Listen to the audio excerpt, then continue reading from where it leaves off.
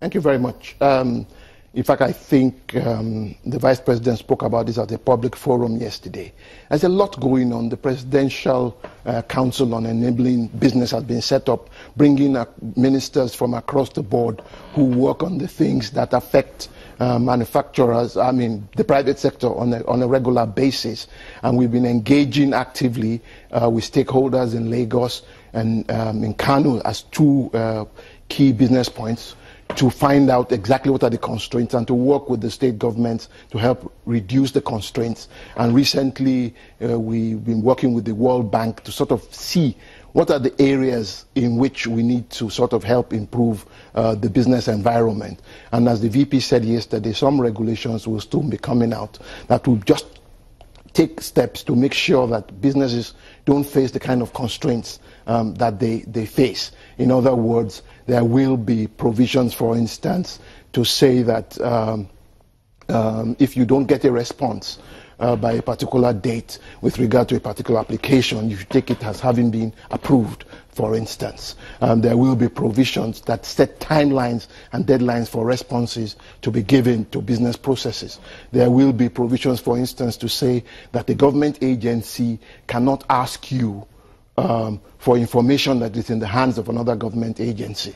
So in other words, if you've made a payment to another government agency, that when you're applying somewhere else, they're not going to ask you for that evidence of payment. They have to check with the appropriate government agency to say, is this true that this has been done? Then, of course, there's the whole area of a one-stop type shop where you can go to and have all your needs met in one place. There will be a liberalization of the visa regimes to make it easier for people who want to come into the country to do business with their partners to do so.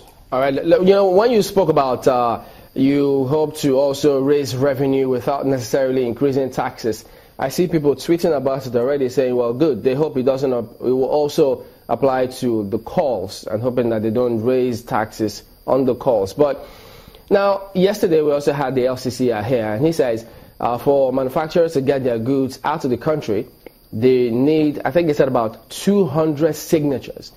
And then you also have several government agencies at the ports, all of them in a bid to perhaps generate revenue, are emasculating businesses.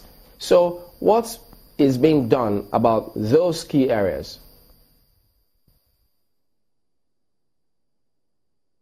Okay, first of all, about the, just to put that to rest, to the best of my knowledge, there are no plans on the table to increase taxes on calls just yet. As I said, the general policy of government is to avoid raising taxes at this stage because you don't do that during a recession.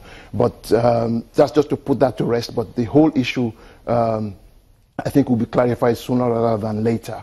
But with regard to exports, for instance, that's the point I was trying to make, that procedures will and are being put in place, for instance, to use single window type operations, whereby the interface with all the people who need to be at the ports is reduced to one single entry point, and you'll be leveraging technology to make the best use of this. There's also, and it's almost up and running, we're going to sort of have dedicated export terminals where if you're exporting, you will have a separate terminal where you'll be able to fast track the movement of your goods out through the ports.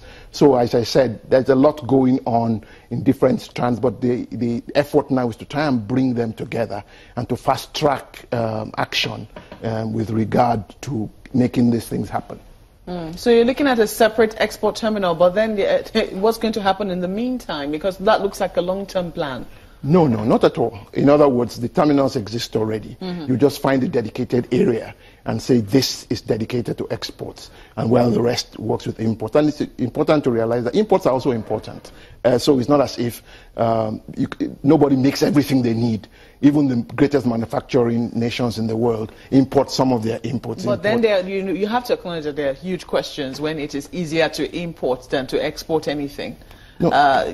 Which was the complaint that the Lagos Chamber of Commerce raised yesterday. They said that it is more difficult to export than to import. That's the point I'm making. I'm agreeing with you. But I'm saying that it's not being left alone to sort itself out. In other words, it's being addressed, and it's being addressed quite rapidly.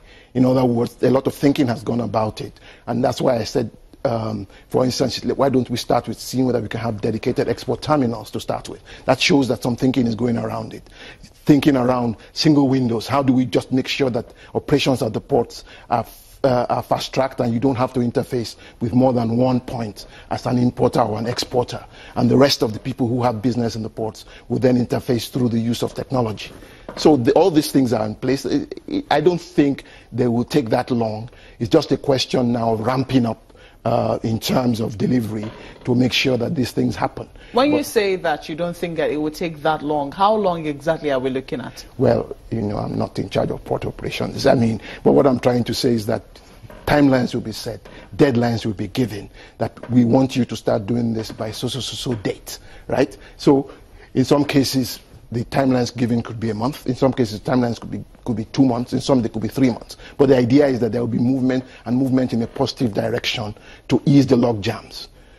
But log jams that have started over 50 years will not be removed overnight, because it will just lead to another set of complications. But as I said, the idea is to have thought through that this is the problem, this is what you need to do, and this is the speed with which you need to do it. But not also doing things hastily, and then you just leave all sort of loose ends, and then you don't, in the end, get the results that you want. So you do have to plan carefully, implement carefully, so you can get the outcomes that you desire.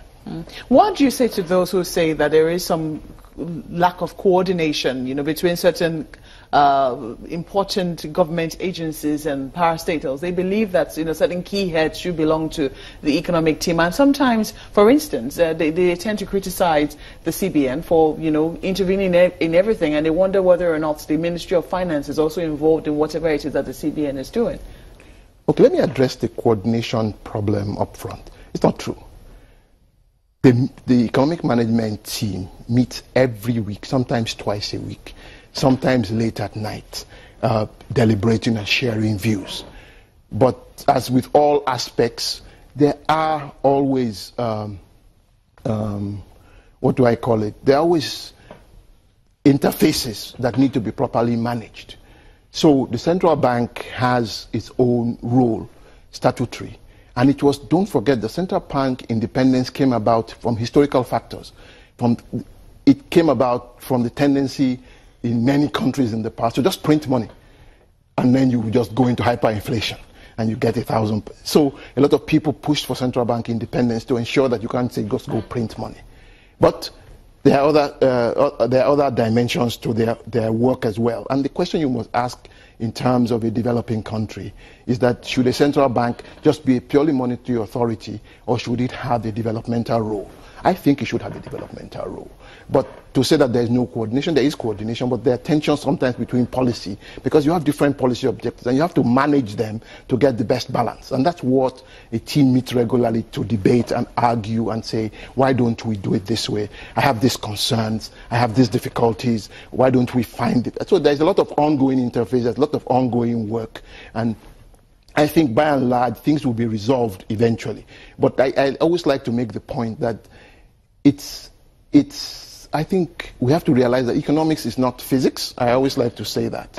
It's not, you have to think flexibly around economics. You have to realize that certain policies may not give you the desired effect immediately. There may be time lags, there may be geographical differences. People's characters may differ. So in some countries, another example I like to give, when Korea faced economic crisis in 1997-98, I saw pictures of women in thousands coming out, giving their gold to their country, go sell it so that we can get out of this difficulty. In other words, so there are social dimensions to also to tackling problems. And I think it's important to realize that all hands have to be on deck, and there's continuous engagement. And what I want to say is that, to the best of my knowledge and what I see, people are committed, people are dedicated, people are focused. But you can have disagreement on policy. That's the nature of economics.